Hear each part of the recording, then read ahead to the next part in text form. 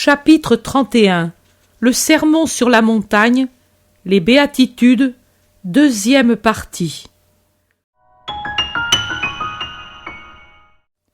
Comme vous voyez, je ne change ni ne mutile la loi, comme je ne la corromps pas, en lui superposant des théories humaines toujours en fermentation, mais je la complète.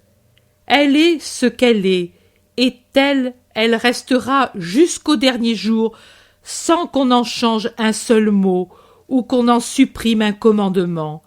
Mais elle est couronnée de perfection. Pour avoir le salut, il suffit de l'accepter, comme elle a été donnée. Pour s'unir immédiatement à Dieu, il faut la vivre comme je conseille de le faire. Mais puisque les héros sont l'exception, je vais parler pour les âmes ordinaires, pour la masse des âmes, pour qu'on ne dise pas que pour vouloir la perfection, je laisse inconnu ce qui est nécessaire.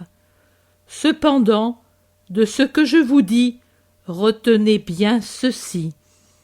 Celui qui se permet de violer un des plus petits de ces commandements sera considéré comme un des plus petits dans le royaume des cieux. Et celui qui en amènera d'autres à les violer sera considéré comme très petit pour lui et pour celui qui l'a amené à les violer. Celui, au contraire, qui par sa vie et ses œuvres plus encore que par ses paroles aura persuadé les autres d'obéir, celui-là sera grand dans le royaume des cieux, et sa grandeur s'accroîtra pour chacun de ceux qui l'aura porté à obéir et à se sanctifier de cette façon.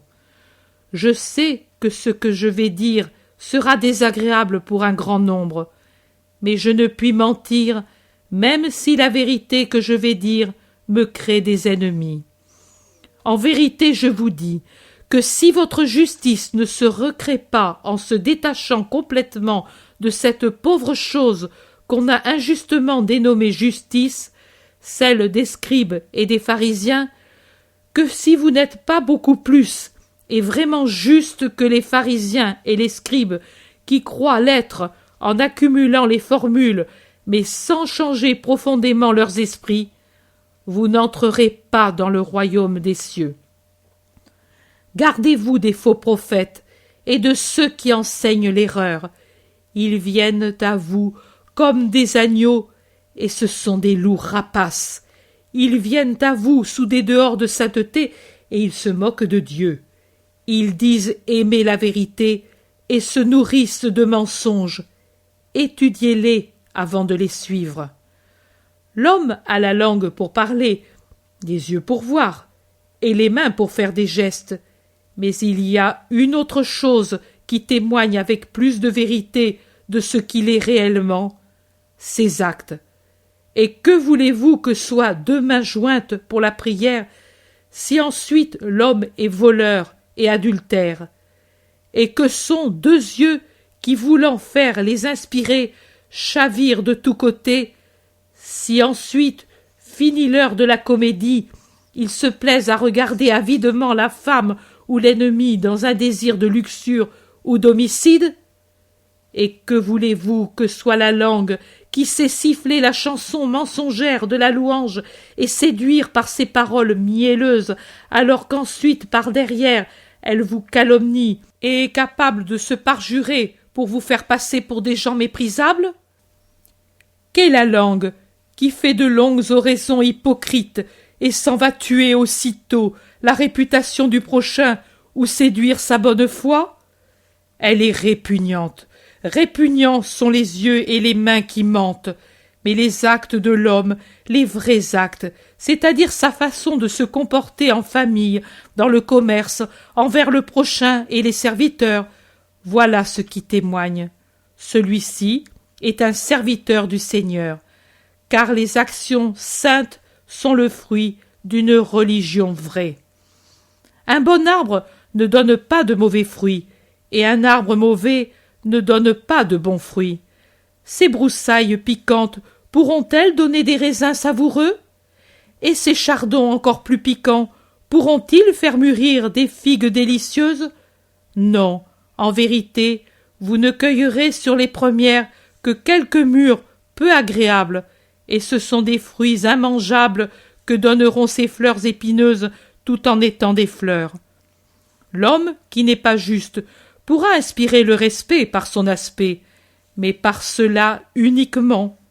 Même ce chardon plumeux semble une touffe de fil d'argent très fin que la rosée a orné de diamants. Mais si par inadvertance vous le touchez, vous voyez que cette touffe n'est qu'une masse de piquants qui vous font souffrir, nuisibles aux brebis.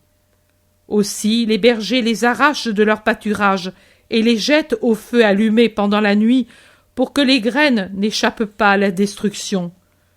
Juste mesure de prévoyance. Moi, je ne vous dis pas tuez les faux prophètes et les fidèles hypocrites.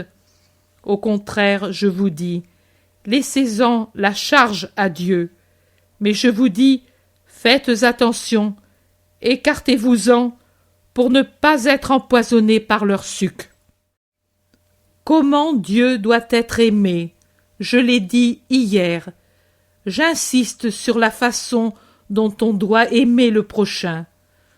Autrefois on disait « Tu aimeras ton ami et tu détesteras ton ennemi ».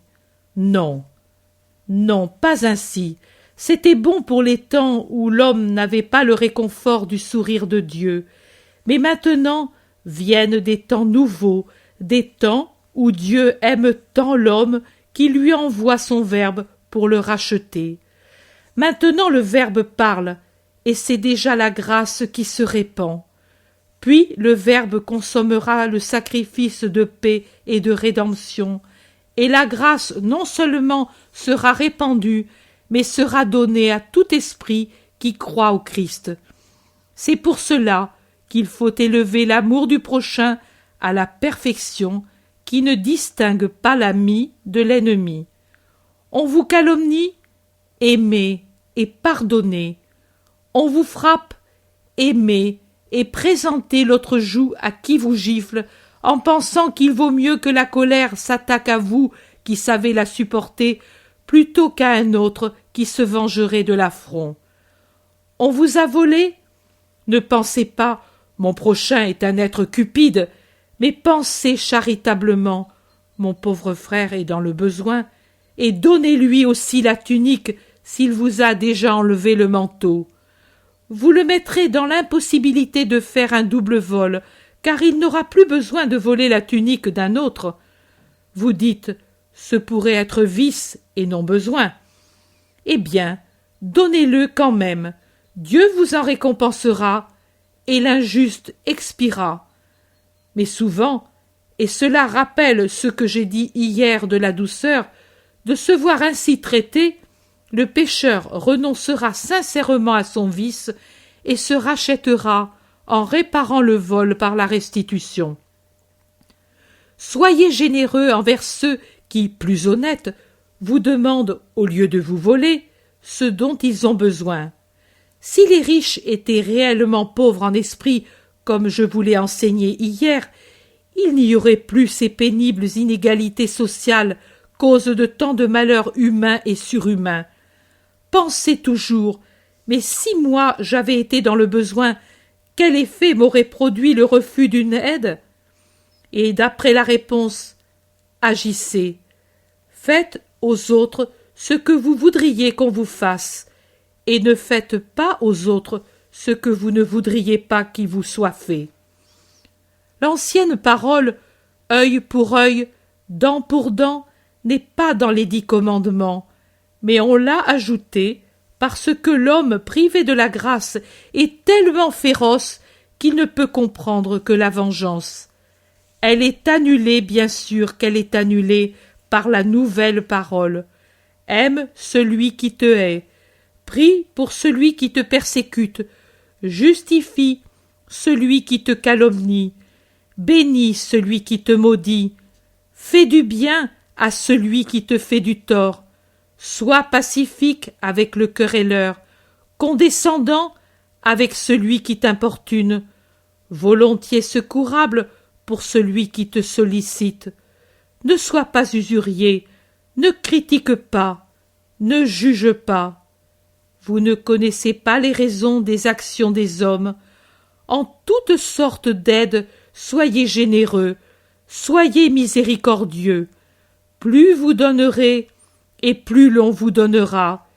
Et Dieu versera dans le sein de l'homme généreux une mesure pleine et bien tassée. Dieu vous donnera non seulement pour ce que vous avez donné, mais davantage et davantage encore. Cherchez à aimer et à vous faire aimer. Les procès coûtent plus qu'un arrangement à l'amiable, et la bonne grâce est comme du miel dont la saveur reste longtemps sur la langue.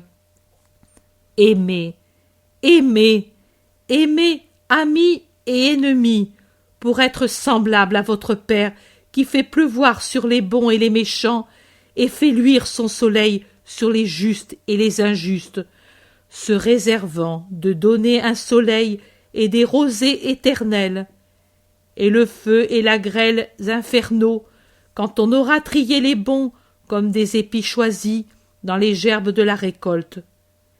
Il ne suffit pas d'aimer ceux qui vous aiment et de qui vous espérez un retour.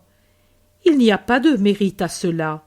C'est une joie, et même les hommes naturellement honnêtes savent le faire.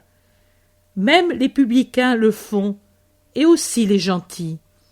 Mais vous, aimez à la ressemblance de Dieu, et aimez par respect pour Dieu, qui est le Créateur même de ceux qui sont pour vous des ennemis ou des gens peu aimables. Je veux en vous la perfection de l'amour, et pour cela je vous dis, soyez parfaits, comme est parfait votre Père qui est dans les cieux. Si grand est le commandement d'amour pour le prochain, le perfectionnement du commandement d'amour pour le prochain, que je ne vous dis plus, comme il était dit, ne tuez pas, car celui qui tue sera condamné par les hommes, mais je vous dis, ne vous fâchez pas, parce que vous êtes soumis à un jugement plus élevé et qui tient compte même des actions immatérielles. Celui qui aura insulté son frère sera condamné par le Sanhédrin, mais celui qui l'aura traité de fou et aura ainsi fait du tort sera condamné par Dieu. Il est inutile de faire des offrandes à l'autel si auparavant, du fond du cœur, on n'a pas sacrifié ses propres rancœurs pour l'amour de Dieu, et si on n'a pas accompli le rite très saint de savoir pardonner. Par conséquent, quand tu es sur le point de faire une offrande à Dieu, si tu te souviens d'avoir mal agi envers ton frère ou d'avoir en toi de la rancœur pour une de ses fautes, laisse ton offrande devant l'autel, immole d'abord ton amour-propre en te réconciliant avec ton frère, et viens ensuite à l'autel, et saint sera alors, seulement alors, ton sacrifice. Le bon accord est toujours la meilleure des affaires. Précaire est le jugement de l'homme, et celui qui le brave obstinément pourrait bien perdre sa cause et devoir payer à son adversaire tout ce qu'il possède ou languir en prison. En toute chose, élevez votre regard vers Dieu. Demandez-vous, ai-je le droit de faire aux autres ce que Dieu ne me fait pas? Car Dieu n'est pas inexorable et obstiné comme vous. Malheur à vous s'il l'était, personne ne se sauverait. Que cette réflexion vous amène à des sentiments doux, humbles, pleins de pitié, et alors, ici-bas et ensuite, vous aurez de la part de Dieu la récompense. Ici devant moi il y a un homme qui me hait, et qui n'ose me dire « Guéris-moi », parce qu'il sait que je connais ses pensées. Mais moi je dis « Qu'il te soit fait comme tu le désires », et comme les écailles tombent de tes yeux, qu'ainsi te tombent du cœur la rancœur et les ténèbres. Partez tous avec ma paix. Demain, je vous parlerai encore.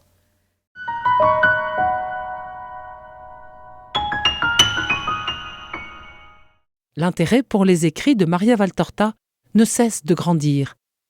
Et les fruits récoltés, vocation, conversion, sont immenses.